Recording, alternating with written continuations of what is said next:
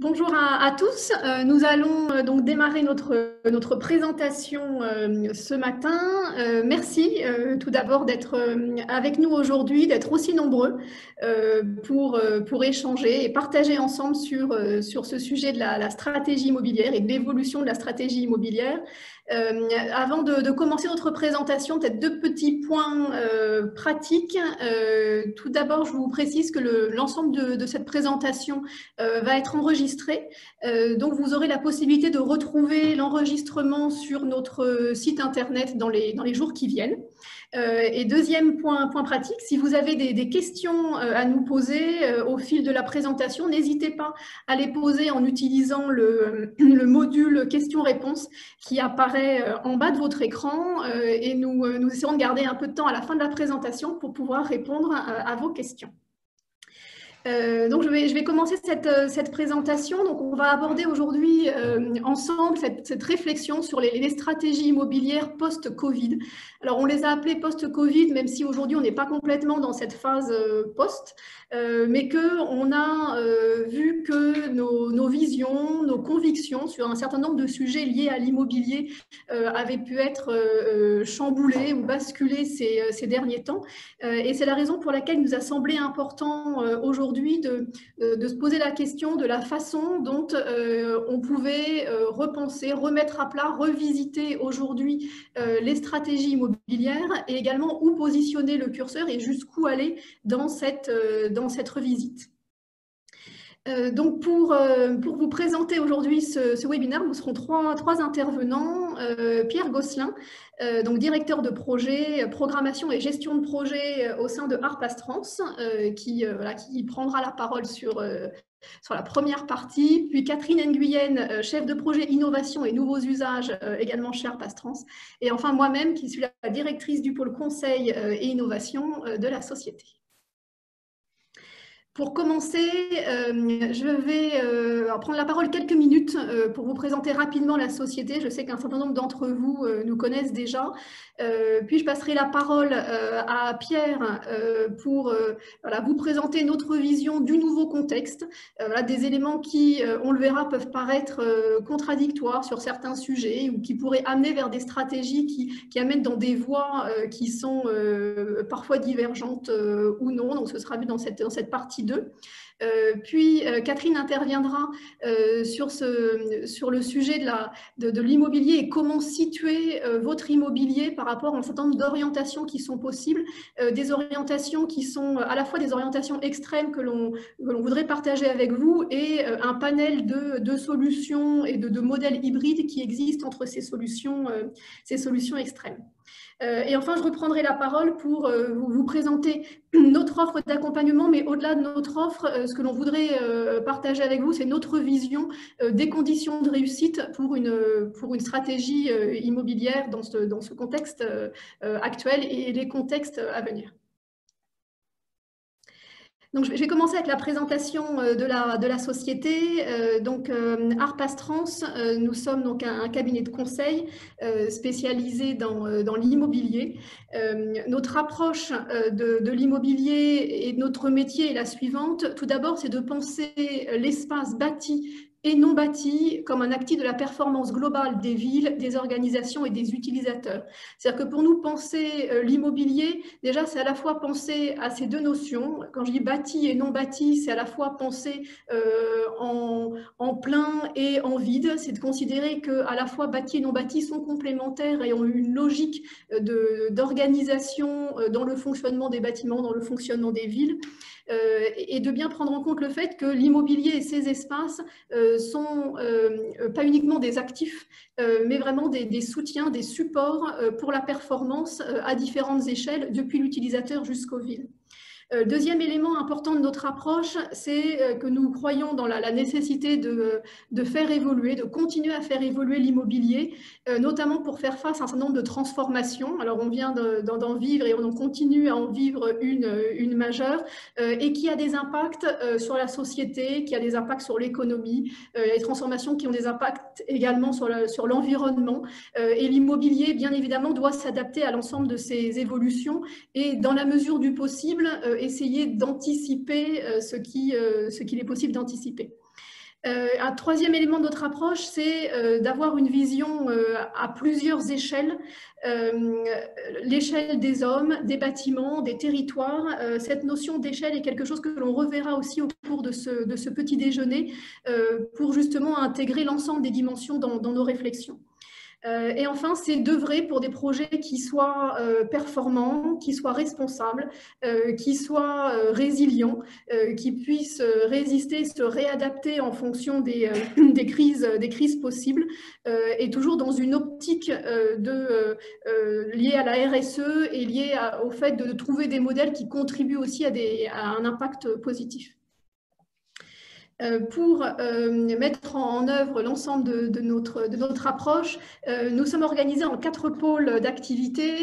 Une activité conseil et innovation, donc qui est l'activité que je pilote, qui a pour objectif de travailler sur la définition de stratégies et de politiques immobilières, et depuis la définition du programme immobilier jusqu'à la mise en œuvre des projets, avec un accent fort qui est porté sur l'usage, là aussi on reparlera beaucoup au cours de ce webinaire, et avec des espaces qui puissent, et un immobilier qui prenne en compte les nouveaux modes de vie, les nouveaux modes de collaboration, et en alliant en permanence à la fois cette approche du physique et cette approche du digital qui sont complètement complémentaires.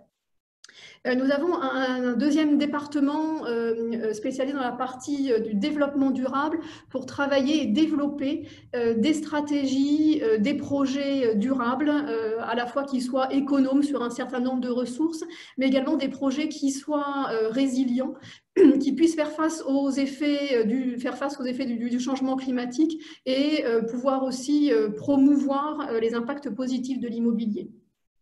Un département design et aménagement pour concevoir, mettre en œuvre des espaces qui concourent à la qualité de vie, qui soutiennent également les organisations et leur efficacité, et qui, dans l'aménagement, la partie design est aussi essentielle pour accompagner et être porteur de la culture d'entreprise et d'un certain nombre de messages qu'on souhaite aussi véhiculer au travers des aménagements.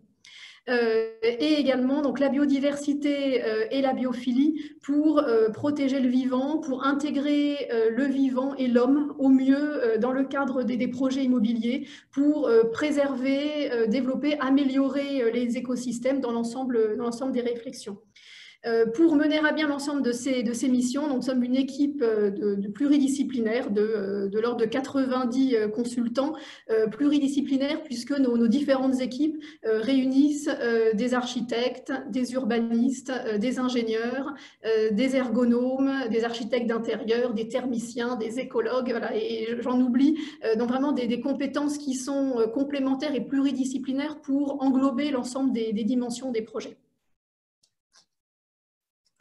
L'ensemble de nos missions sont aussi menées et guidées par rapport à nos préoccupations qui sont liées à nos 4 axes stratégiques que nous avons définis maintenant il y a quelques temps et qui nous paraissent faire complètement écho à tout ce que nous vivons et à l'évolution de la situation.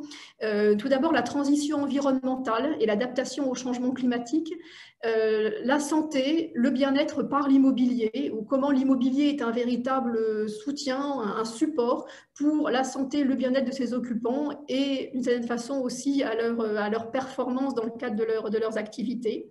La transformation digitale qui à la fois a été une source ou un accélérateur de transformation de mode de vie, de mode de travail, mais qui est aussi un outil qui permet de faciliter, et c'est l'ensemble de ces évolutions.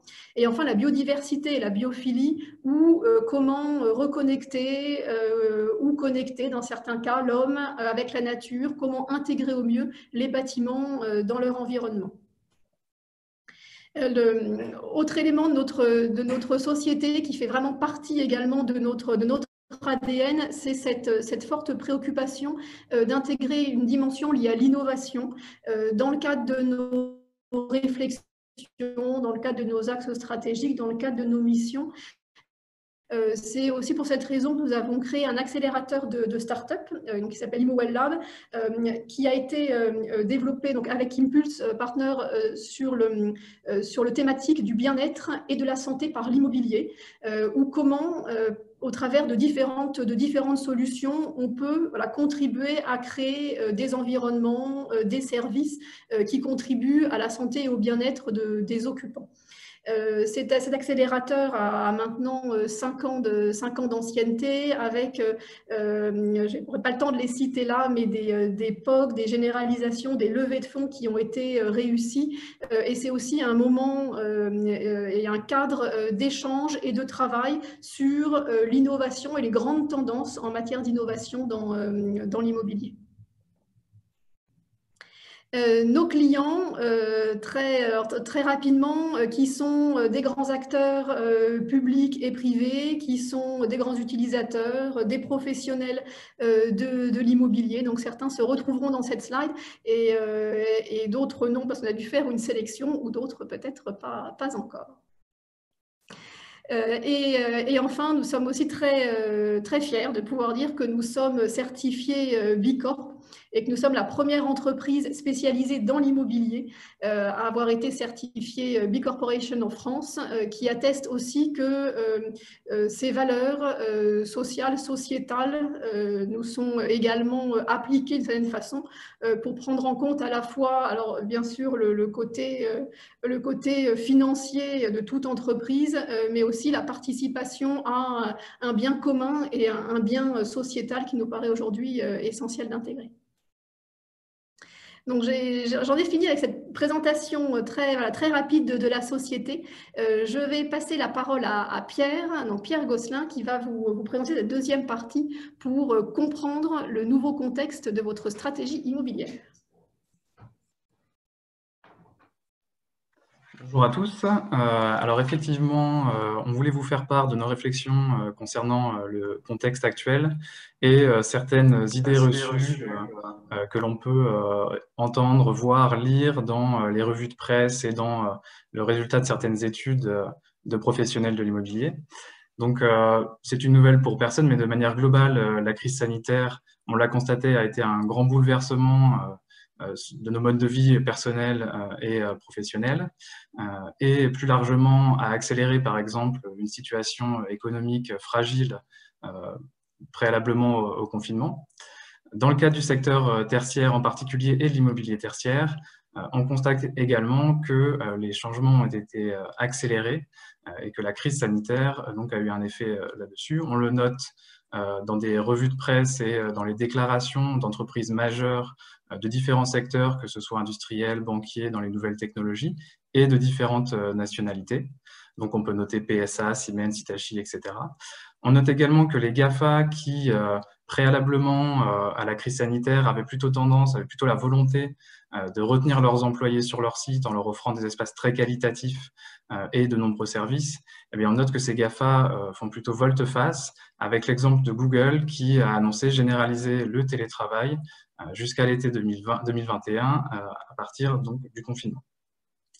On note également que des professionnels se positionnent grâce à des sondages ou à des études sur cette question de stratégie immobilière, avec comme exemple frappant l'étude produite par Nexity qui avait comme titre donc, le fait que la généralisation du télétravail pourrait voir d'ici 2030 vider 11 millions de mètres carrés. Cependant, ce qu'il faut noter également, c'est que tout ne va pas dans le sens d'une disparition de l'immobilier tertiaire et que des signaux contradictoires existent et sont à prendre en compte. Pour citer encore une fois l'étude de Natixis, en parallèle de cette phrase un peu choc des 11 millions de mètres carrés, ils indiquent également que les entreprises vont devoir repenser l'aménagement de leurs espaces, prendre en compte une dédensification qui serait liée à la prise en compte des mesures sanitaires, mais également aménager de nouveaux espaces peut-être plus orientés sur la collaboration et l'innovation, et également prendre en compte les nouvelles attentes des collaborateurs. On l'a vu, donc, et ce que l'on pense, nous, chez Airpass-Trans, c'est que la transformation de l'immobilier s'est accélérée, s'accélère, qu'elle est inéluctable dans un certain sens, mais que pour se positionner, il faut remettre en cause certaines idées reçues et penser à soi, à ses propres besoins. Et c'est ce qu'on va essayer, donc, en termes d'idées reçues, de développer dans la suite de la présentation. Première idée reçue que l'on a pu identifier, ce serait le fait de dire que le télétravail se développe très facilement grâce aux nouvelles technologies et que le digital a un impact positif sur ce développement. Alors évidemment, les entreprises ont pu mettre et mettre à disposition de leurs collaborateurs des téléphones et ordinateurs portables, des outils de visioconférence et de chat et des outils de gestion de projet, ce qui permet aux collaborateurs donc, de télétravailler dans de bonnes conditions. Et on note qu'une grande majorité des salariés qui ont testé le télétravail le plébiscitent et qu'une grande majorité des salariés aspirent à télétravailler. Voilà. Des études récentes, des sondages le démontrent. D'un autre côté, on note par contre que la digitalisation du télétravail, la digitalisation du travail et notamment des rencontres a des limites, puisqu'on note une augmentation du nombre de réunions, ça a été observé par exemple chez Microsoft en interne. On note également que la qualité des visioconférences a un impact important sur la sensation de bien-être des collaborateurs, et des études montrent que dans le cas d'une mauvaise qualité de visioconférence, un décalage ne serait-ce que d'1,2 seconde entre la visio et l'audio provoque une source de mal-être et de mal-être chez le collaborateur. Voilà. Tous ces facteurs-là peuvent conduire à ce qui a été appelé dans certaines publications à Zoom burn-out. Voilà, pour prendre l'exemple de Zoom qui s'est fortement développé pendant le confinement.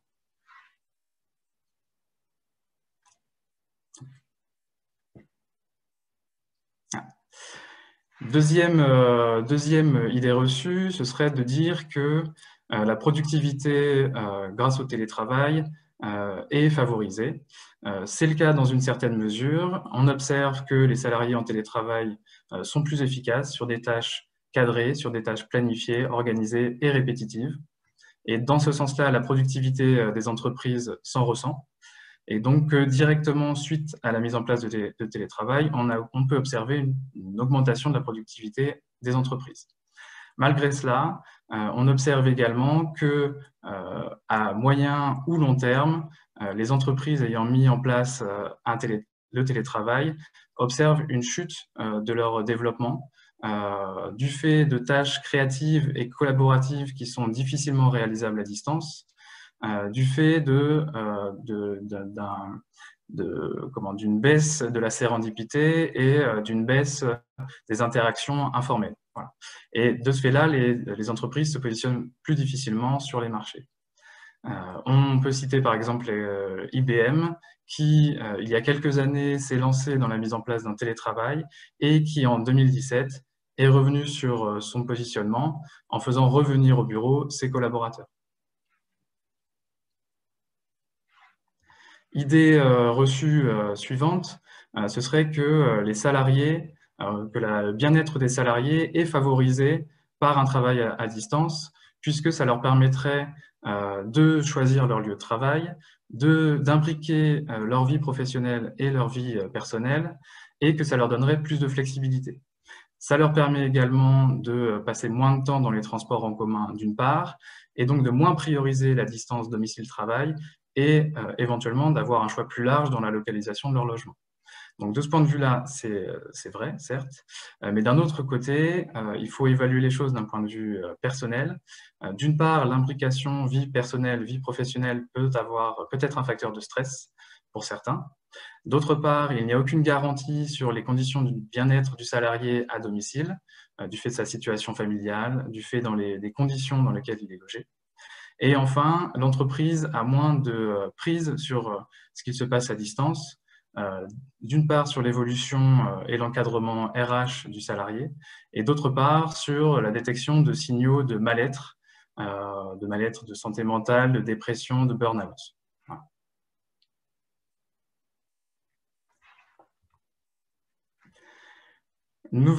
Autre sujet d'interrogation, c'est l'amélioration de l'impact environnemental lié au télétravail. Donc l'impact environnemental, c'est un sujet important de RSE et il y a une prise de conscience croissante de la population sur ce sujet-là. Mais l'ADEME a par exemple montré que d'un côté, le télétravail était bénéfique pour l'environnement, On a noté une réduction, l'ADEME a noté une réduction de l'équivalent de 271 kg de CO2 par an par jour de travail hebdomadaire. D'un autre côté, on note que, toujours l'ADEME, que certains effets rebonds du télétravail minorent ce gain, minorent ce côté positif. Donc, dans un premier temps, on peut citer l'augmentation des flux vidéo liés à la visioconférence. On peut noter également l'accroissement de l'équipement numérique et dans certains cas un doublement de l'équipement, que ce soit le téléphone, l'ordinateur portable. Et on note également la création, le développement de nouveaux modes de déplacement, de nouvelles façons de se déplacer et de nouvelles étapes, de nouveaux trajets domicile-loisir, domicile-travail.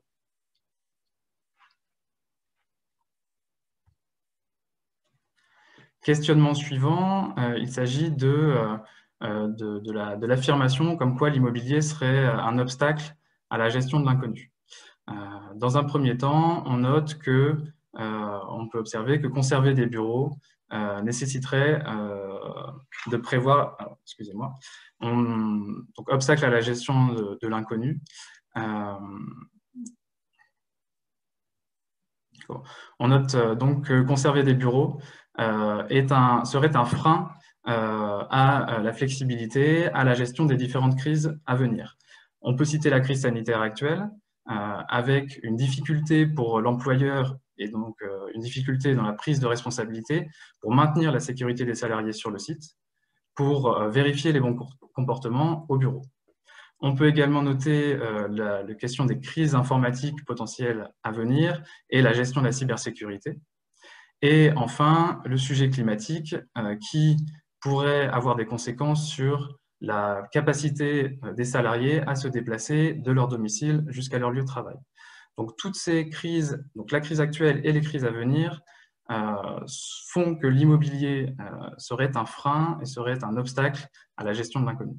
À côté de ça, on peut noter que l'immobilier est un socle physique qui permet l'évolution des métiers et l'adaptation à de nouveaux métiers.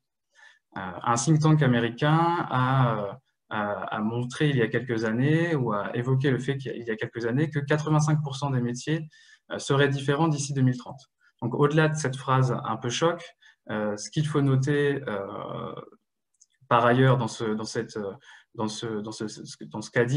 qu'a évoqué ce think tank, c'est que ce qui serait plus important, c'est pas tellement la capacité, le fait d'être expert dans un domaine, mais plutôt la capacité à acquérir un nouveau savoir et donc à développer son savoir, à se former. Et pour répondre à ça, l'immobilier est un facteur très important et un facteur différenciant important. Au-delà des espaces qui sont liés à la créativité que l'on pourrait retrouver dans l'immobilier tertiaire, on peut également se reposer sur des espaces de formation. Et on note que l'immobilier tertiaire, le fait de se retrouver au bureau, est un moteur pour la création de liens, pour l'échange de compétences, et que c'est une nécessité pour la création d'équipes, pour le développement de nouveaux arrivants dans l'entreprise. Donc, d'une part, l'immobilier est effectivement un obstacle, pourrait être vu comme un obstacle, mais d'autre part, c'est également un moteur nécessaire au développement de l'entreprise et des individus.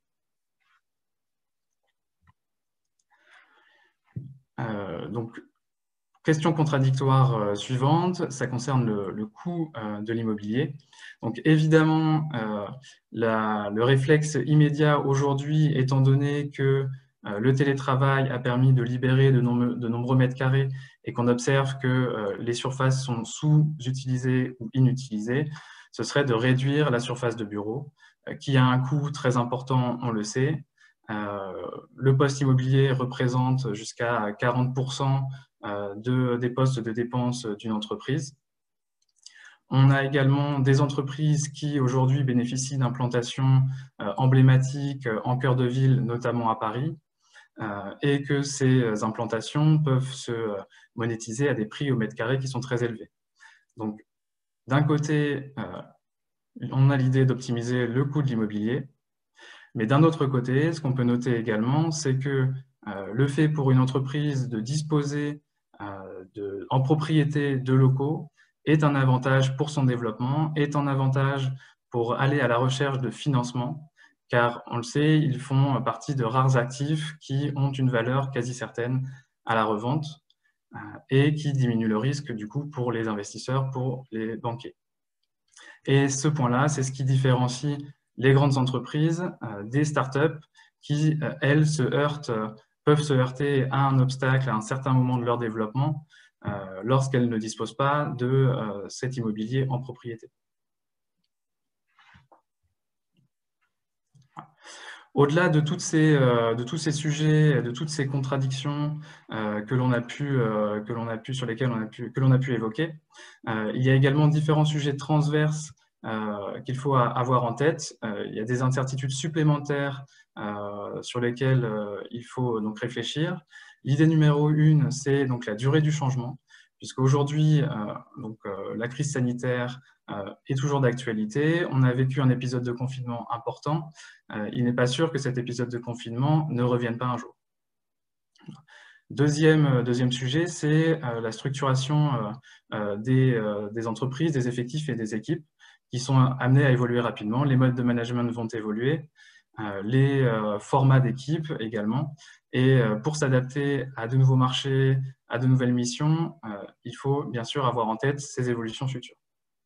Il faut également avoir en tête les futurs souhaits des usagers qui, d'un côté, grâce aux moyens technologiques, permettent d'imaginer plein de tendances différentes, du travail à domicile, du travail au bureau, du travail dans des tiers-lieux, mais avoir en tête que ces salariés ont, dans certains cas, besoin de revenir au bureau, besoin d'être formés, besoin d'échanger.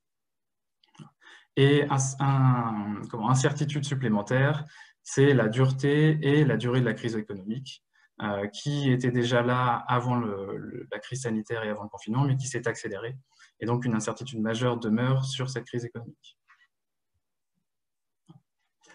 Donc, la problématique des professionnels de l'immobilier, des directeurs immobiliers des grandes entreprises, des facility managers, des grands occupants, des investisseurs, et donc de savoir vers quelle tendance s'orienter.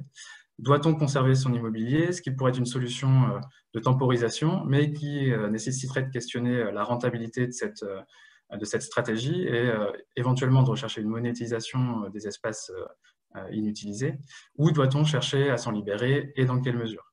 Donc, je laisserai Catherine après présenter dans sa troisième partie cette question de curseur à positionner.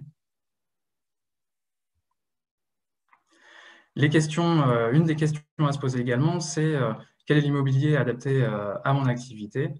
D'une part, se questionner sur la part dédiée à l'innovation et au développement dans mon entreprise, qui peut orienter sur la nécessité de disposer de certains espaces ou non, sur les modes de management actuels et futurs, comme j'ai pu le dire, sur le besoin de travailler en équipe et sur le besoin de visibilité et le besoin éventuellement d'attirer les nouveaux talents.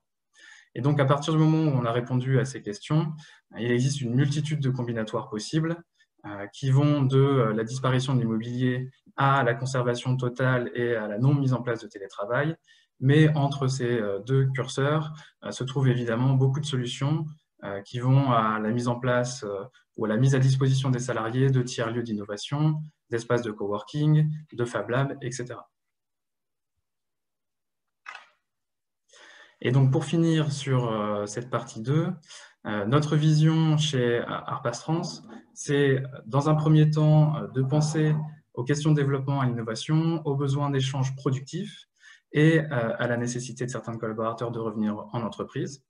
Et donc, ça nous fait dire que le travail à distance n'est pas l'unique solution pour répondre à la crise sanitaire, aux différentes crises et pour assurer la transformation. Deuxième chose, c'est que l'impact de la crise sanitaire se maintient et que de nombreux mètres carrés restent inutilisés.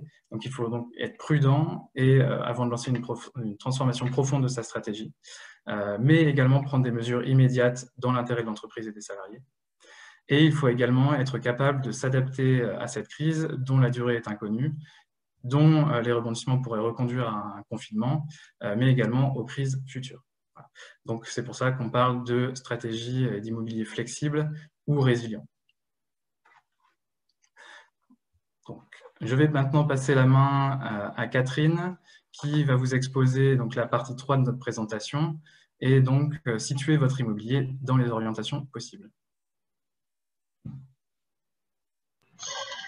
Merci beaucoup Pierre pour cette introduction. Du coup, comme expliqué précédemment, la lisibilité du contexte actuel et futur permet difficilement un choix clair et ferme sur une stratégie. Donc, on va tenter de comprendre où se situe votre immobilier dans les différents scénarios d'orientation possibles qui sont prévus dans un avenir proche. Donc, pour ça, je vous propose une lecture des différents modèles d'organisation que pourrait choisir votre entreprise dans les prochains mois, avec deux convictions fortes. La première, c'est que la vérité, elle se situe au niveau des modèles hybrides, qui sont entre un 100% bureau et un zéro immobilier. Et la seconde, c'est que dans ces modèles hybrides, il y a des nouvelles formes de contractualisation qui existent, qui permettent du bureau flexible, qui est un bureau as a service, et que ce type de bureau va avoir un rôle prépondérant à jouer dans les futures stratégies immobilières. Donc, si on se concentre sur le premier type, donc le 100% bureau, aussi étonnant que ça puisse être, c'est une option qui est déjà explorée, puisque à la sortie du confinement, il y avait déjà près d'un tiers des cadres qui étaient retournés faire une activité dans leurs espaces, et souvent cette demande était plutôt imposée par l'entreprise. Mais cette stratégie de 100% bureau qui impose donc de conserver et de transformer les espaces pour que les collaborateurs aient envie de revenir, elle est quand même difficilement envisageable à très long terme, dans la mesure où, comme l'a dit Pierre, il y a déjà 74% des collaborateurs qui ont exprimé le souhait de pouvoir continuer à faire du télétravail. Donc, on risque de se confronter à certaines frustrations en explorant ces pistes pleinement et uniquement celles-ci. À l'opposé, il y a le scénario zéro immobilier qui du coup est un scénario dans lequel on supprime tout simplement l'immobilier, comme le fait Google de manière expérimentale jusqu'en juin 2021.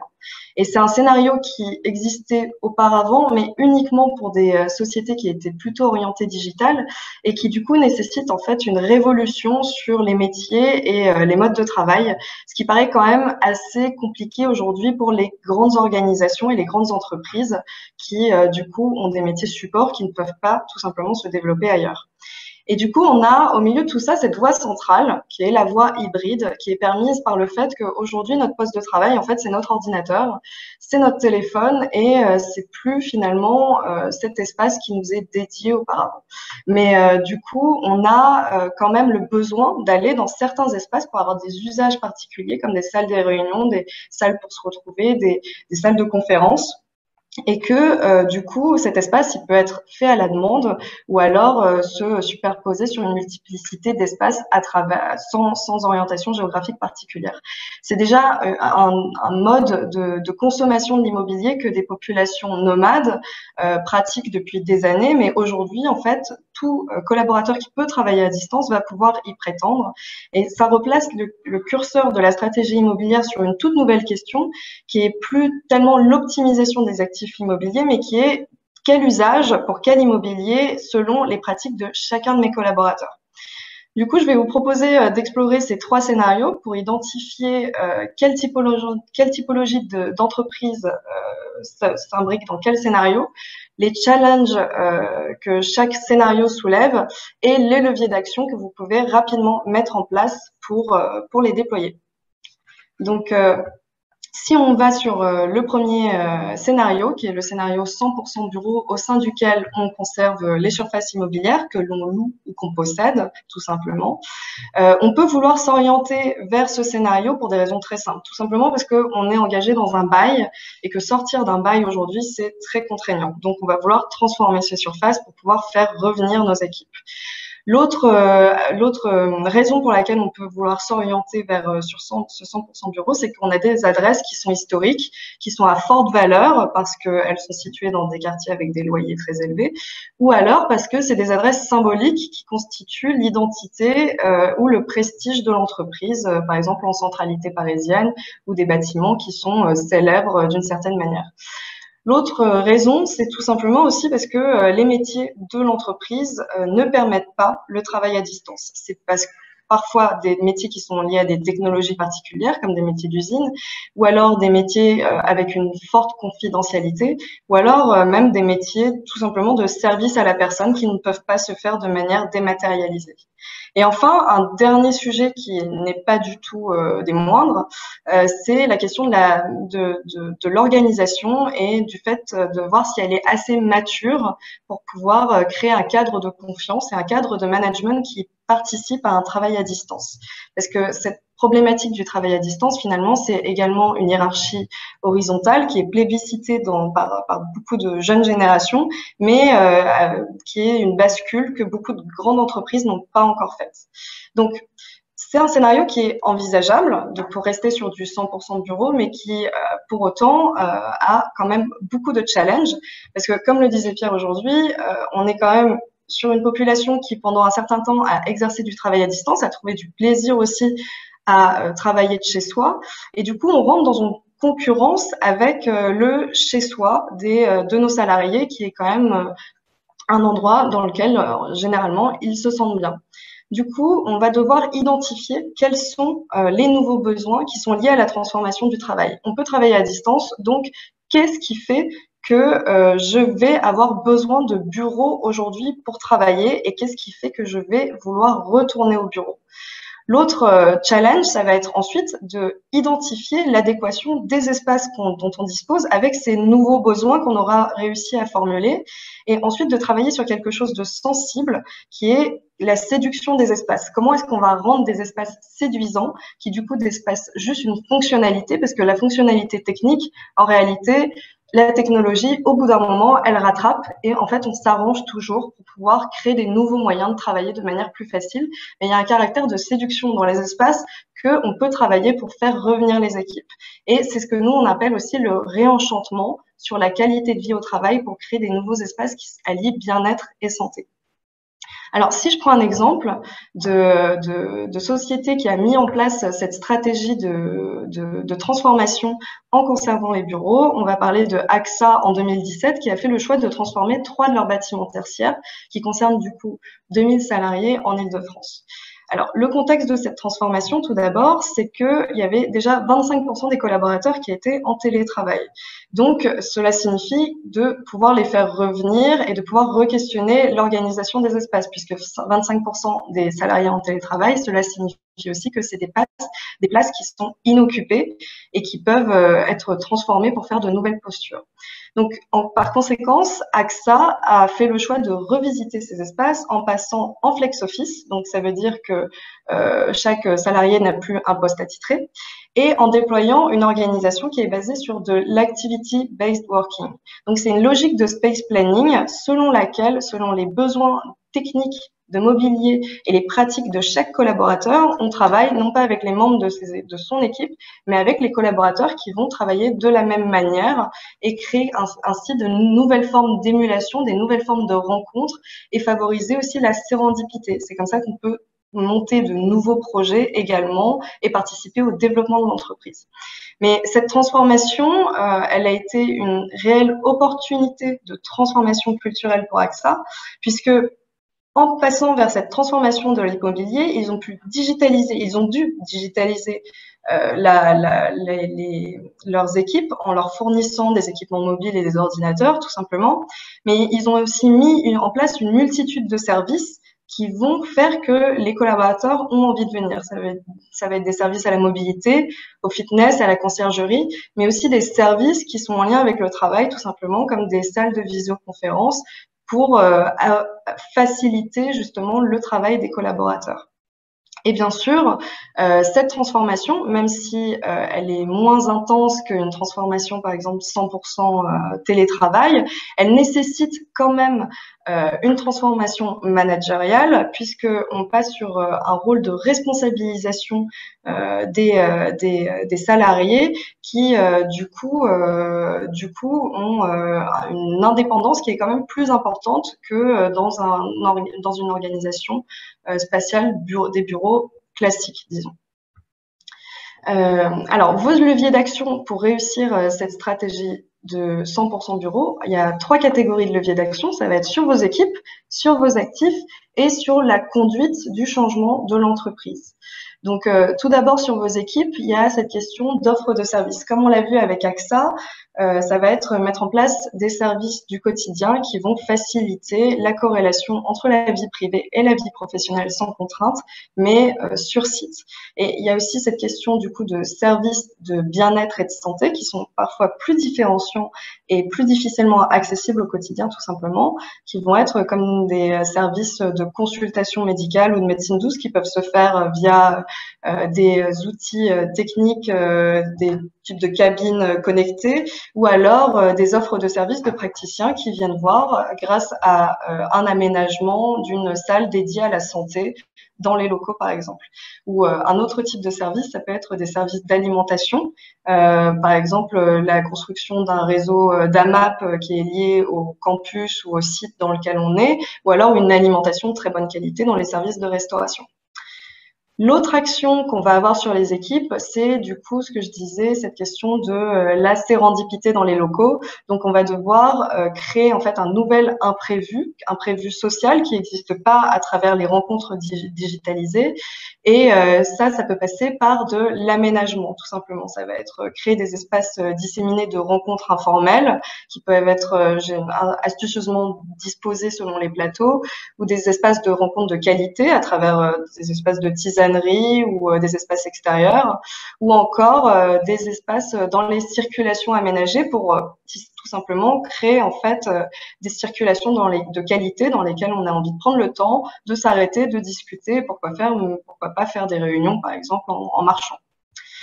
Sur vos actifs, il y a 3 leviers d'action. Le premier, ça va être la question de la densité d'espaces collaboratifs. Donc, comme on le disait, on réduit le nombre de postes fixes, on passe en flex office. Dans cette transformation, on réduit la surface par poste de travail, mais par contre, on augmente le nombre de positions. Donc, on permet aux collaborateurs de travailler comme ils veulent grâce à une diversité de positions et une diversité d'ambiance. La deuxième action, ça va être le réaménagement des espaces du coup pour les diversifier. Donc, on peut faire comme avec AXA de l'activity-based working, ou alors on peut aussi créer des nouveaux lieux qui répondent à des nouveaux besoins liés à de la performance. Donc, par exemple, des lieux qui sont supports d'innovation comme des Fab Labs, des laboratoires numériques ou des choses comme ça. Et enfin, le dernier levier d'action sur vos actifs, ça va être cette question de diversification des activités au sein de vos espaces.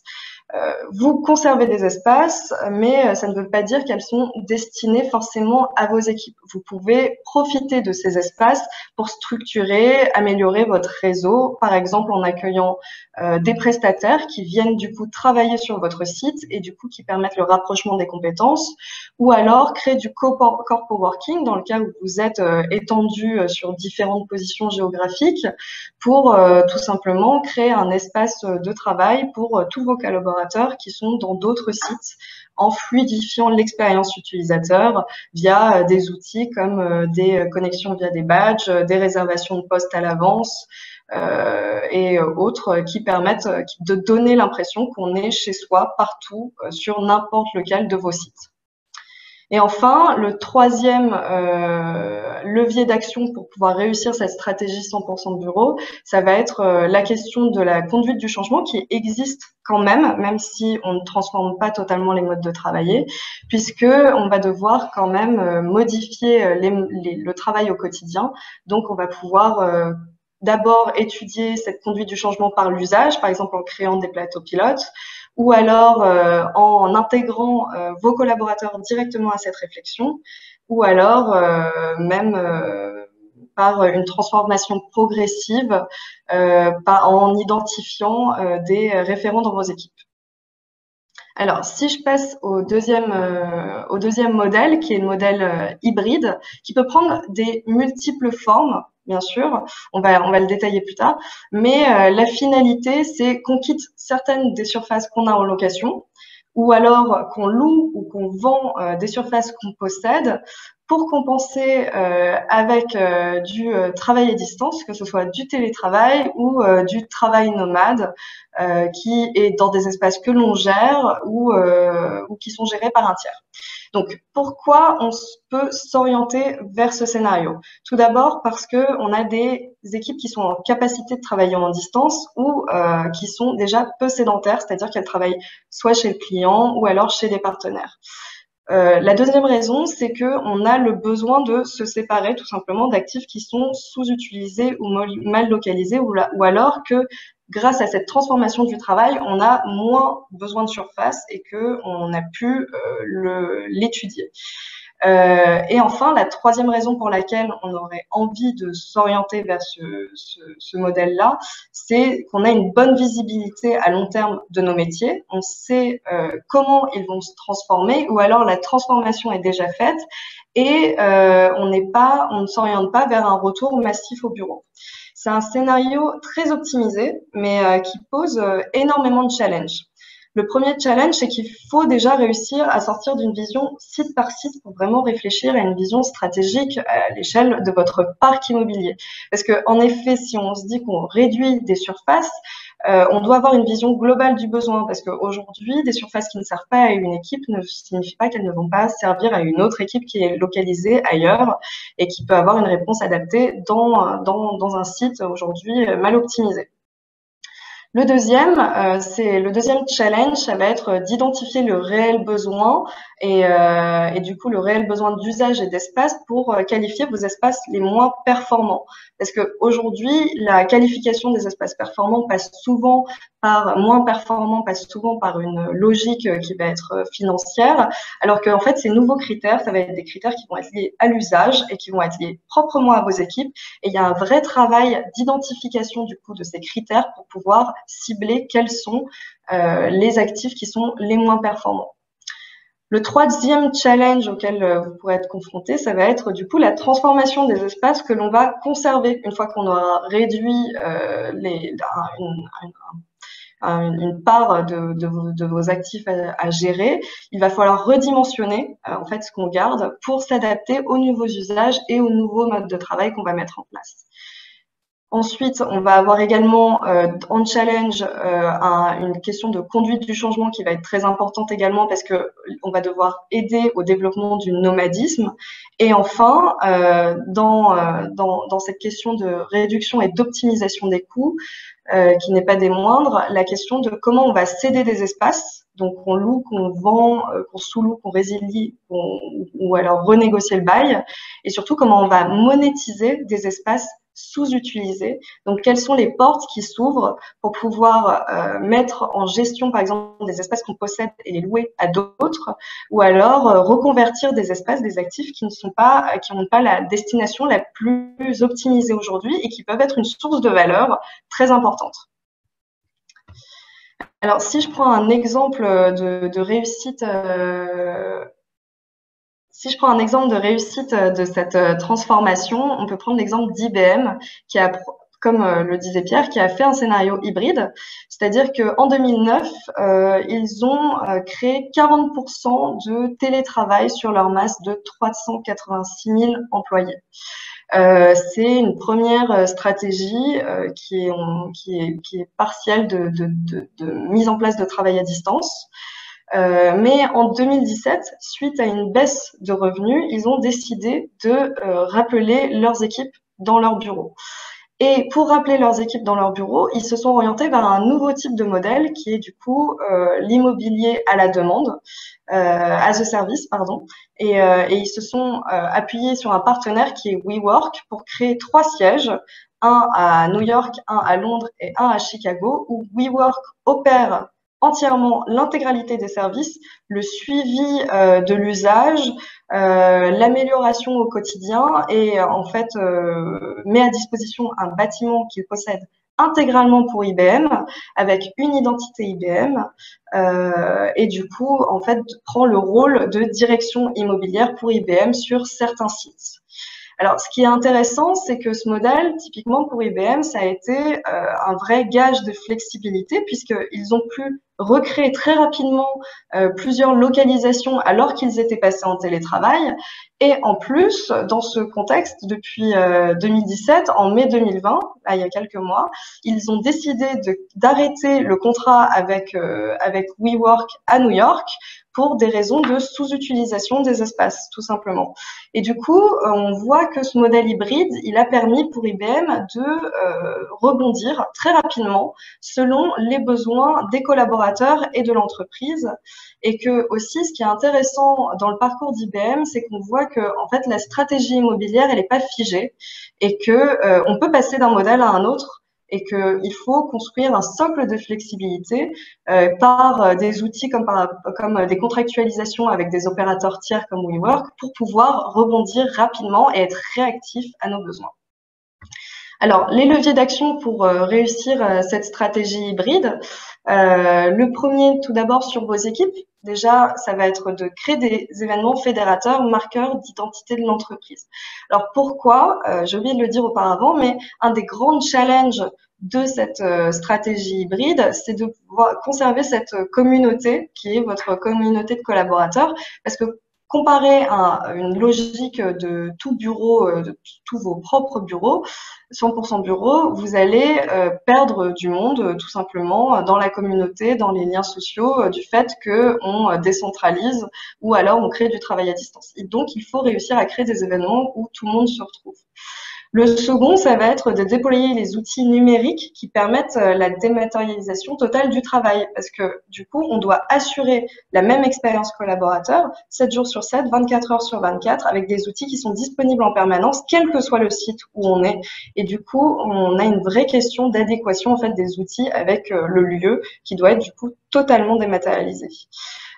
L'autre enjeu par rapport à ces outils, c'est qu'on va devoir faciliter la collaboration virtuelle parce que du coup, en multipliant les espaces, on multiplie aussi les risques que les gens ne se retrouvent jamais. Parce que si on a, par exemple, un lieu de télétravail, uniquement du télétravail et un siège, on se retrouve au siège. Mais par contre, si on est dans une logique décentralisée, en fait, on a encore moins de chances de se retrouver, à part pour des rendez-vous organisés.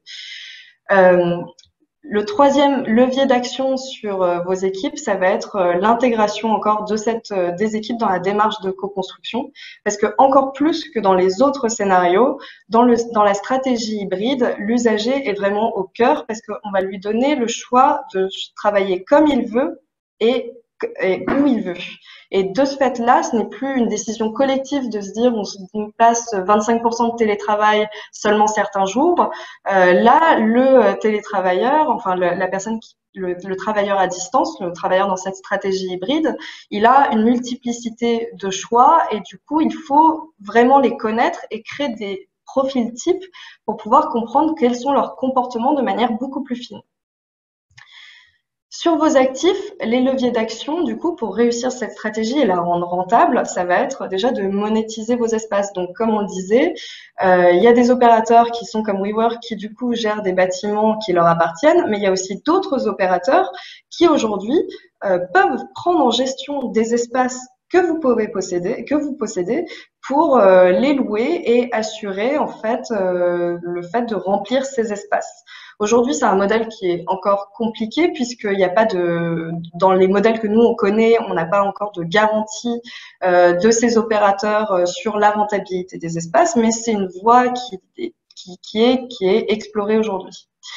Le deuxième levier d'action sur vos actifs, ça va être justement, comme WeWork, cette location d'espaces stratégiquement positionnés par rapport à vos besoins immobiliers. Donc, ça peut être des modèles de coworking qui sont très poussés, comme WeWork, ou alors des modèles qui sont plus à la demande et qui viennent compléter de manière ponctuelle vos espaces et qui vont se faire via des systèmes de tokens ou des partenariats avec votre entreprise. L'autre levier de réussite et d'action plutôt sur votre stratégie hybride, ça va être le suivi de vos actifs. Puisque vous créez des actifs qui sont beaucoup plus calqués sur l'usage et qui doivent être beaucoup plus adaptés, on va devoir assurer un suivi qui est beaucoup plus précis de l'utilisation. Donc, ce suivi de l'utilisation et de l'exploitation, il est possible grâce au Smart Building qui va du coup pouvoir mesurer le taux d'utilisation des espaces, le taux de rotation pour pouvoir tout le temps être en perpétuelle évolution et adaptée aux usages au plus près des besoins des collaborateurs. Ce suivi en exploitation, ce qu'il permet aussi, c'est d'assurer des conditions de santé et de sécurité en cas de crise, par exemple, parce que tout simplement un bâtiment connecté est beaucoup plus facilement gérable dans une crise comme celle du Covid, où on doit pouvoir suivre le taux d'utilisation précis, où on doit pouvoir identifier les postes de travail qui ne doivent pas être occupés pour assurer des distances de sécurité, et c'est possible grâce au smart building aujourd'hui. Le troisième levier d'action sur cette stratégie hybride, ça va être sur la conduite du changement dans l'entreprise, puisque aujourd'hui, on va devoir mettre à profit la flexibilité du modèle d'externalisation partielle et du coup, on va accentuer le travail sur le suivi des besoins.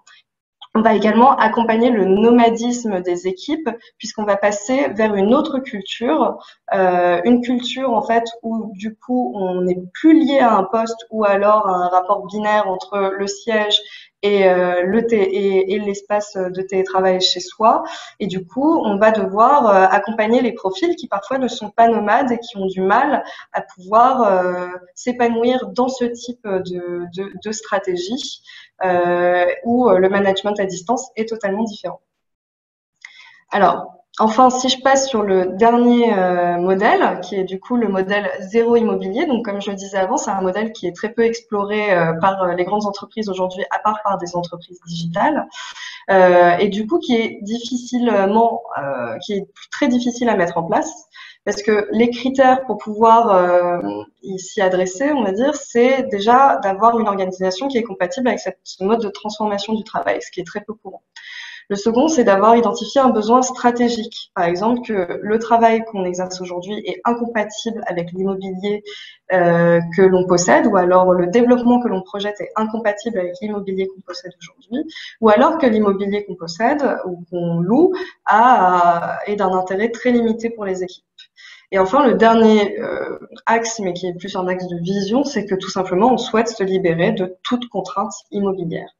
Les challenges dans ce contexte-là, ça va être tout d'abord de conduire le changement puisqu'on transforme radicalement la manière de travailler, la manière de manager, mais aussi la manière de faire du suivi RH, de permettre aux salariés d'évoluer dans leur carrière. Et du coup, il va falloir trouver des alternatives de services support à toutes ces questions. Le deuxième challenge, c'est retrouver des codes de sentiment d'appartenance, puisqu'on devient en fait une entreprise qui est totalement dématérialisée, qui n'existe plus en dur. Et du coup, pour recruter, pour se faire voir, pour construire une communauté, il faut trouver des codes de sentiment d'appartenance qui ne sont pas liés à un espace où on se retrouve et où on sociabilise. Et enfin, du coup, comme je le disais, sur cette question de recrutement, il va y avoir un enjeu de recrutement performant, puisqu'on a plus de possibilités de recrutement vu qu'on n'est plus contraint géographiquement, mais par contre, on existe beaucoup moins à part de manière digitale. Et alors, du coup, si je prends un exemple de réalisation d'entreprise qui est passé sur un modèle zéro immobilier, donc Automatique, qui est pas très connu communément, mais qui est en fait le groupe qui possède WordPress, qui est du coup un éditeur de logiciels pour faire des sites en ligne, a en 2016 décidé de vendre l'intégralité de leurs actifs et de passer intégralement en flex office. Donc ils ont décidé cette stratégie zéro immobilier tout d'abord parce que très peu de personnes utilisaient les actifs dans lesquels ils étaient. Donc ils se sont rendus compte que leurs actifs étaient sous-optimisés. Et la deuxième raison, c'est que ils avaient une transformation de métier, un besoin nouveau dans leur développement, c'est qu'ils avaient besoin d'être actifs 24 heures sur 24 et 7 jours sur 7, mais avec leur équipe actuelle qui du coup se situait majoritairement en Amérique du Nord. Donc ils ont décidé de supprimer de vendre leurs actifs et de passer sur une stratégie totalement, alors non pas en flex office, c'est une erreur, mais je voulais dire en télétravail, pour étendre justement cette empreinte géographique qu'ils avaient. Et du coup, c'est un pari réussi puisque depuis 2016, ils sont toujours en télétravail, mais pour pouvoir accompagner leurs collaborateurs, ils ont mis en place une prime, pas une prime, mais une enveloppe de financement de 2500 $ par salarié pour que chaque salarié puisse aménager son propre poste de travail. Donc, c'est finalement le coût de l'immobilier, mais qui se retrouve éclaté dans l'ensemble des collaborateurs, ou alors une prise en charge des frais pour les collaborateurs qui ne souhaitaient pas travailler de chez eux et qui préfèrent travailler depuis des cafés ou des espaces de coworking. À côté de ça, pour pouvoir assurer la création d'une communauté, ils organisent 1 à 3 fois par an des grands séminaires ou dans des endroits qu'ils qualifient d'exotiques avec tout frais payés pour pouvoir recréer des moments de socialisation où tout le monde se rencontre. Et enfin, ils ont mis en place un système de partenariat avec différents espaces de coworking, mais qui est quasiment résiduel dans le cas où des collaborateurs souhaitent se retrouver et ont besoin de travailler ensemble sur des sujets spécifiques. Ils peuvent faire appel de manière ponctuelle à ces coworking. Et enfin, ce qui est intéressant aussi d'un point de vue RH, c'est que cette stratégie de télétravail a permis un bien meilleur recrutement pour WordPress, puisqu'ils considèrent qu'ils ont eu les meilleurs profils qu'ils ont recrutés, c'est depuis ce passage en télétravail, puisque maintenant il n'y a plus de barrières géographiques et que tous ces recrutements peuvent se faire très bien via des outils type Zoom ou Skype, avec des profils qui sont déjà en fait habitués à ce travail à distance. Alors, les leviers d'action pour réussir cette stratégie zéro immobilier, tout simplement sur vos équipes, c'est déjà de fournir les outils et les équipements. Donc, ça veut dire un déplacement du coût de l'immobilier sur un coût humain d'accompagnement et un coût en fait d'encadrement qui va être disséminé chez tous vos collaborateurs. Et du coup, c'est aussi mettre en place ce cadre numérique qui va permettre de travailler à distance. Donc, c'est finalement transformer vos métiers pour qu'ils puissent être 100% compatibles sans forcer le passage vers un travail digital. Et enfin, c'est comme WordPress crée une programmation événementielle qui est très active et qui du coup vient prendre une place prépondérante dans l'entreprise pour pouvoir créer cette communauté. Sur vos actifs, il y a finalement pas beaucoup de leviers d'action puisque dans la logique, on est dans un zéro immobilier. Donc, en revanche, il faut quand même, dans cette proportion, garder une part de possibilité de pouvoir rentrer dans des espaces. Donc, ça va être de créer un réseau d'espaces collaboratifs de partenaires qui sont stratégiquement situés par rapport à là où sont situés vos collaborateurs. Et enfin, sur la conduite du changement, ça nécessite de repenser totalement votre modèle puisque du coup le numérique, la vie dématérialisée devient en fait un pilier de développement comme WordPress qui a permis du coup le déploiement en fait d'une nouvelle stratégie d'entreprise, une stratégie de marché du coup en fait ce passage au travail dématérialisé ne doit pas rentrer en contradiction avec le développement de votre entreprise et de même manière le développement de votre entreprise ne doit pas rentrer en contradiction avec ce modèle dématérialisé que vous avez mis en place. Alors, en synthèse, par rapport à ces 3 scénarios, et là où vous pouvez, les sites d'implantation qui peuvent être mis en place, c'est que finalement, comme je le disais au début, la réalité, elle se situe entre 2 extrêmes. Et c'est là où justement la jauge est difficile à trouver. Sur le 100% bureau, on peut dire qu'on est à 95% en site propre ou 80% en site propre et qu'on a une part de télétravail mais qui est à 1 jour par semaine. Et sur le zéro immobilier, on imagine qu'on est sur du 95% en télétravail mais qu'on a ces autres sites, comme je le disais, ponctuels qui viennent répondre à des besoins très spécifiques. Et finalement, la réalité des prochaines stratégies immobilières, elle est vraiment dans ce scénario hybride où selon chaque besoin de vos usagers, on va devoir trouver un équilibre qui est propre à chaque entreprise.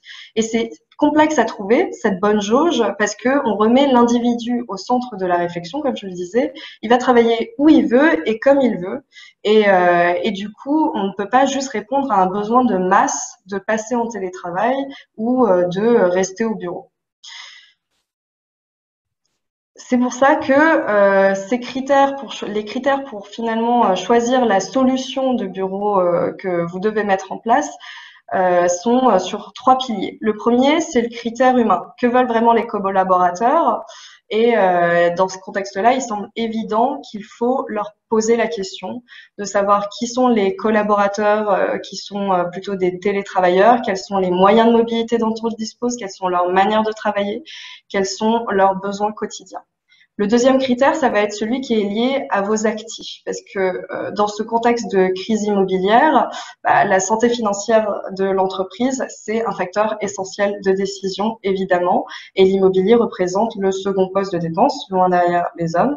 Mais la réduction de l'empreinte immobilière, elle ne se fait pas d'un claquement de doigts, on l'a dit, les baux immobiliers sont très contraignants, ils engagent sur plusieurs années et leur résiliation anticipée, aujourd'hui, elle est synonyme de pénalité. Cependant, il y a des multiples opportunités pour aussi transformer cet immobilier en réponse adaptée aux besoins, flexible et surtout en réponse, en source de revenus. Et du coup, pour créer des sources de revenus et pouvoir avoir cette vision de contraintes et d'opportunités, on va devoir avoir une connaissance du portfolio d'actifs, de leur localisation, de leur état, de leur potentiel d'adaptation, de transformation sur eux-mêmes, mais également par rapport à une demande, c'est-à-dire transformer par exemple un immeuble de bureau en actif résidentiel s'il a plus de valeur en actif de résidentiel, et l'adapter surtout aux besoins des équipes qui y vont s'y implanter.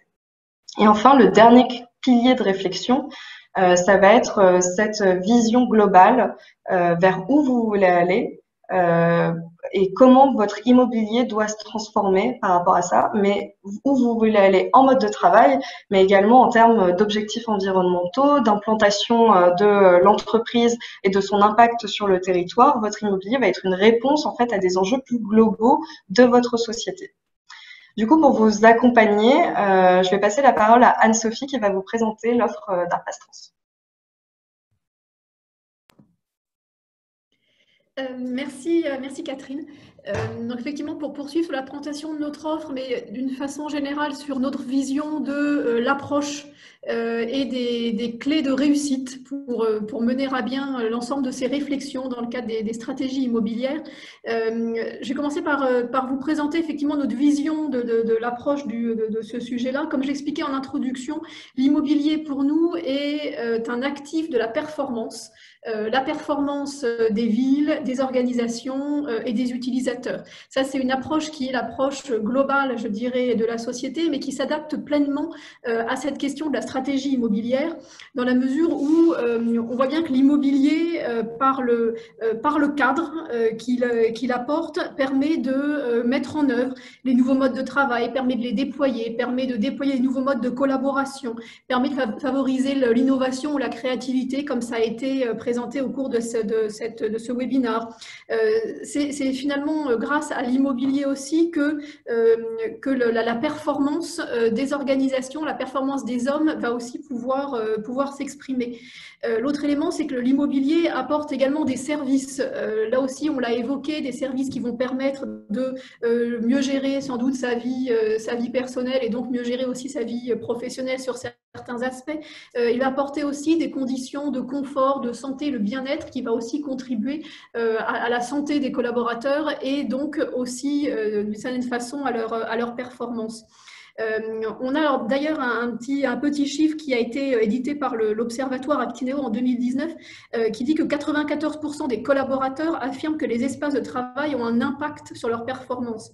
Il précise également que 9 salariés sur 10 se sentiraient plus productifs et créatifs lorsque leurs bureaux sont bien aménagés. Donc on voit bien l'importance de ce cadre qui est apporté aux collaborateurs pour pouvoir exprimer l'ensemble de leurs valeurs également.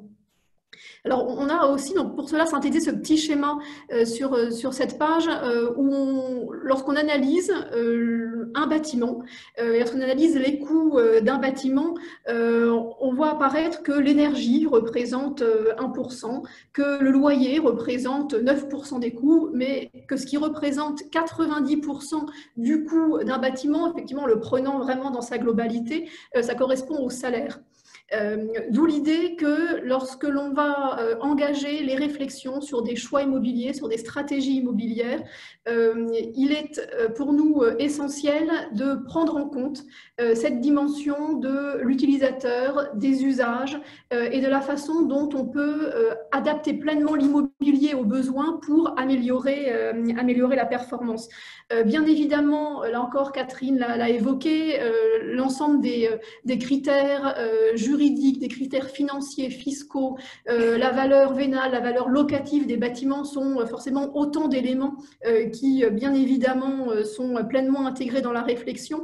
Mais on voulait vraiment partager avec vous le fait que notre approche intègre bien l'ensemble de ces éléments et nécessite pour nous de garder une grande attention et de faire une part essentielle à ce sujet de l'usage, de l'utilisation et de la performance des utilisateurs grâce à l'immobilier.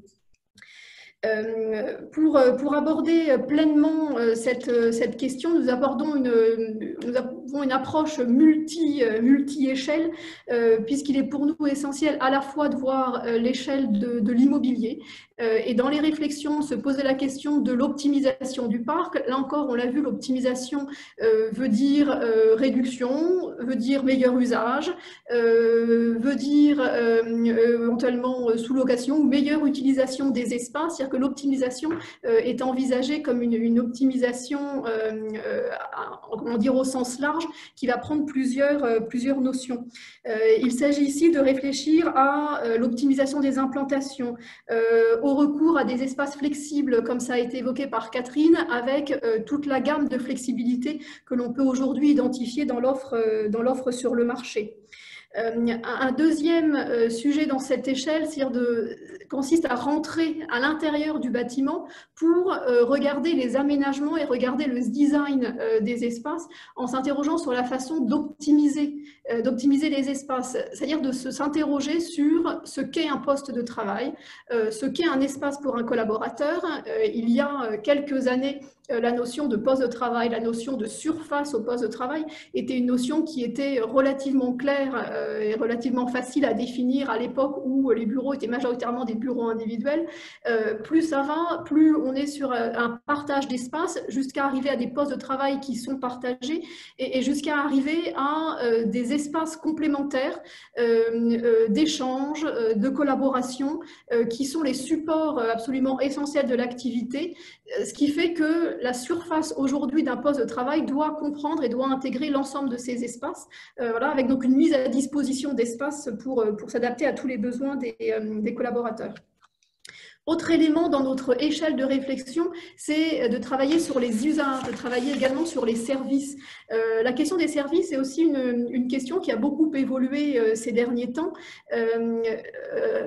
Dans certaines réflexions qu'on a pu avoir par le passé, on réfléchissait au fait d'intégrer un maximum des services dans le cadre des bâtiments, dans le cadre des campus, toujours dans le cadre de cet équilibre vie professionnelle et vie personnelle pour faciliter la vie dans les locaux, en réfléchissant à la mise en place de salles de sport, de crèches, de conciergerie et de pouvoir véritablement sur son lieu de travail accéder à l'ensemble de ces services. L'évolution des modes de travail, l'évolution du télétravail amène à se reposer la question de ces services, de la façon dont ils sont rendus, de leur dimensionnement, de leur localisation, c'est-à-dire voilà, quel est l'intérêt, entre guillemets, d'avoir une salle de sport sur son lieu de travail si on est 3 jours par semaine à son domicile en réalisant du télétravail. Et donc toute cette question sur les services est aussi une question qui est primordiale dans le fait de dessiner finalement la stratégie immobilière et les services qui sont mis à disposition. Il y a un thème qui nous aide aussi dans ces réflexions, c'est ce thème du figital et cette approche figitale que nous avons chez Arpas Trans, c'est-à-dire d'intégrer à la fois la vision physique et la vision digitale des espaces et le fait de prendre en compte le fait que les deux notions sont complètement complémentaires. Pour vous prendre un exemple, c'est l'exemple de la salle de sport, où on a aujourd'hui la possibilité d'avoir dans les bâtiments une salle de sport qui physiquement est implantée, qui est bien souvent réservée aux utilisateurs du bâtiment et qui est vraiment affectée à un bâtiment.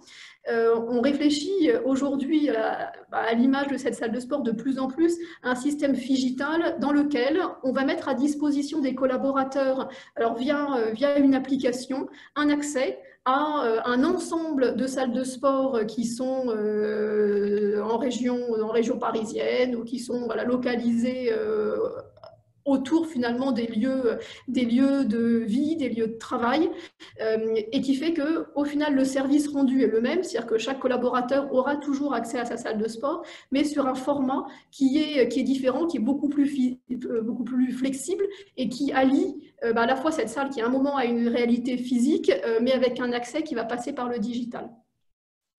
Et enfin, un dernier élément essentiel dans notre approche à multi-échelle, qui est la question de la transformation, puisque nous avons beaucoup parlé de transformation ce matin, on a beaucoup parlé de télétravail, de la façon dont les modes de collaboration aussi évoluaient.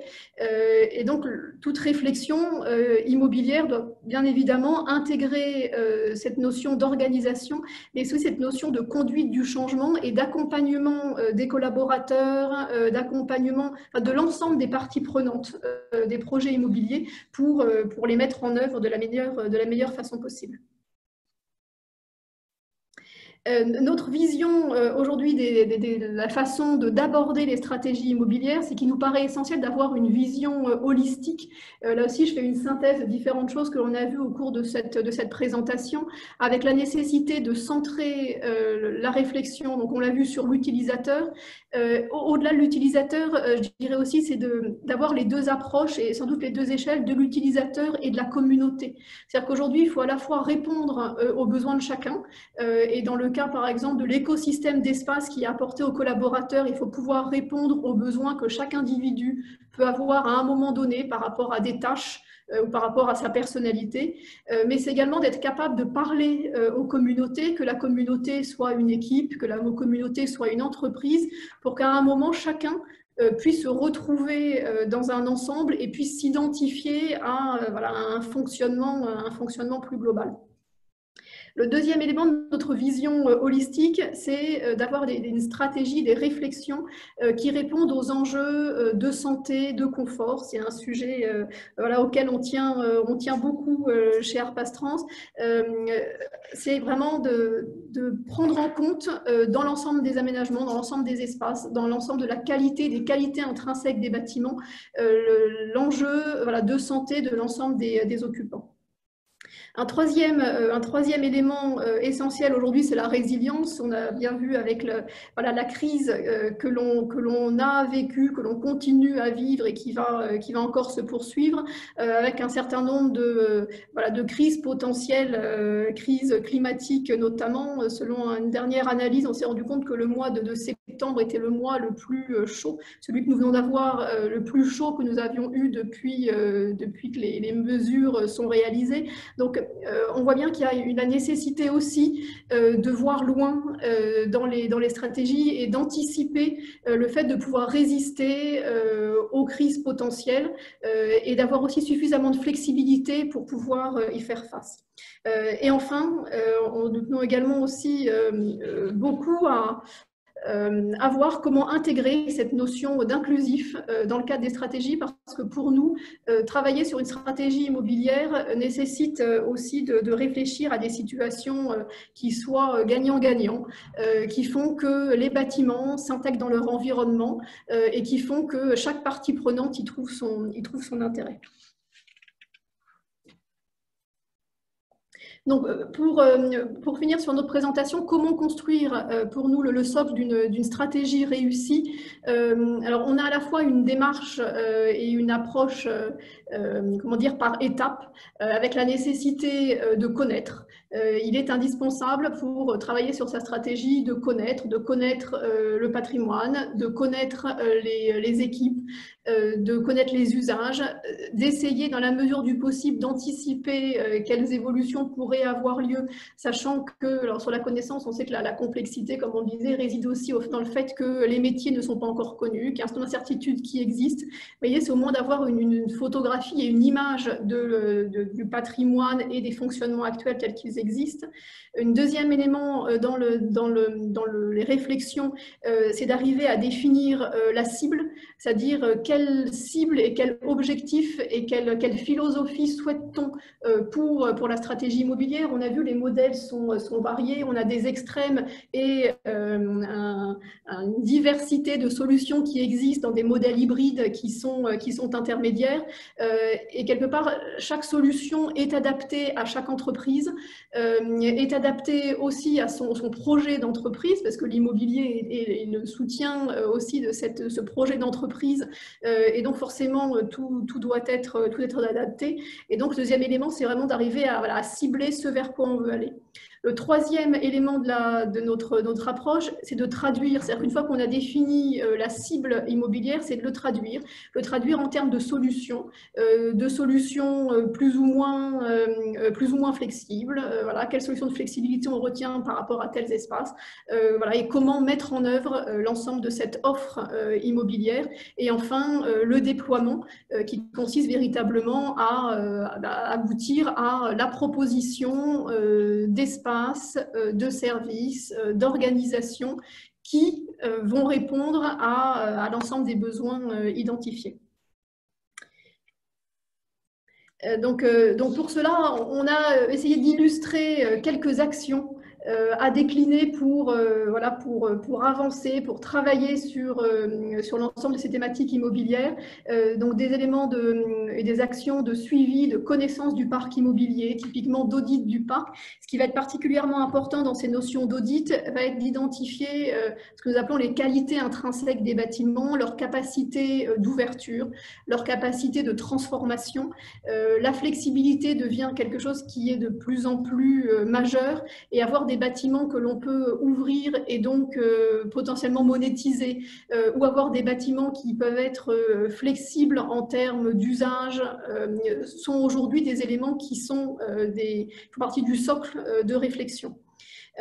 Un deuxième grande typologie d'action va être de travailler sur les usages, la monétisation des espaces, va être de travailler sur la construction d'une stratégie workplace, sur la construction de space planning, sur la diversification des espaces, également de mettre en place les conditions de la monétisation lorsque certains espaces ne sont pas utilisés, voir comment ils peuvent être mis à disposition plus largement qu'au sein de l'entreprise, et quelles contreparties financières permettent de contribuer aussi au modèle. Et tout ça dans un esprit, et ça nous paraissait aussi important de le rappeler ici, sur les usages, dans un esprit aussi de co-construction, des espaces. On a mis avec les équipes, et c'est d'une façon générale avec l'ensemble des parties prenantes, pour aussi contribuer à cette conduite du changement. Dans les actions, c'est également de travailler sur une gestion à 360, prendre en compte le fait que l'ensemble des évolutions que l'on continue à vivre ont aussi des impacts sur l'ensemble de nos métiers, sur les métiers et les approches aussi des directions immobilières, et sur les parties prenantes à intégrer, les ressources humaines, la qualité de vie au travail. On voit bien que le sujet de l'espace de travail qui se répartit entre le bureau, le domicile et toute une série de solutions intermédiaires va impliquer une gamme d'intervenants encore plus large au sein de l'entreprise, et nécessite de le travailler véritablement avec l'ensemble de ces acteurs. Et enfin, cette question aussi de gestion à 360, on voulait aussi parler de la question de l'expérimentation. C'est-à-dire qu'il nous paraît aussi important, dans l'ensemble des réflexions sur les stratégies immobilières, d'avoir deux approches. On a encore une question d'échelle, c'est d'avoir une approche à la fois long terme sur la cible, sur l'évolution que l'on peut avoir et quelle orientation retenir. Mais il nous paraît nécessaire aujourd'hui, au vu de ce contexte parfois un peu chaotique, de pouvoir enclencher des expérimentations, à la fois pour voir ce qui convient à chaque entreprise, puisque chacune a son modèle et ses spécificités, mais aussi pour contribuer à cette co-construction, à ces retours d'expérience qui vont véritablement permettre de mettre en place la stratégie progressivement et de contribuer à sa réussite. Pour mettre en place donc l'ensemble de ces actions, donc nous mettons à votre disposition voilà, l'ensemble de nos compétences dans le cadre de missions qui sont alors bien évidemment sur mesure, comme on l'a dit, chaque solution et chaque situation est unique et nécessite d'aborder le sujet voilà, d'une façon qui lui est spécifique. Donc nous travaillons donc sur l'ensemble des projets dans le cadre de missions de management de projets. Nous avons des experts sur le design d'usage, sur la programmation. Nous travaillons aussi spécifiquement sur l'aménagement d'espace, sur l'exploitation. Donc on intervient sur une chaîne large aussi de la vie du bâtiment. Les questions liées au digital et à l'innovation qu'on a vu aussi ponctuer le fil de ce webinaire, qui aussi vont être un support et le digital qui va être un complément à des solutions physiques. Et enfin, la conduite du changement qui doit accompagner l'ensemble du processus ainsi que la co-conception. Nous arrivons voilà, au terme de notre événement. Il est 12h30. Donc, je vous propose de vous libérer. Merci à tous d'avoir voilà, été présents à nos côtés ce matin. Je vous propose bien évidemment de poursuivre la réflexion, d'échanger avec vous en fonction de toutes vos interrogations. On sera ravis de continuer à travailler avec vous sur l'ensemble de ces sujets. Je peux vous annoncer aussi plusieurs événements à venir.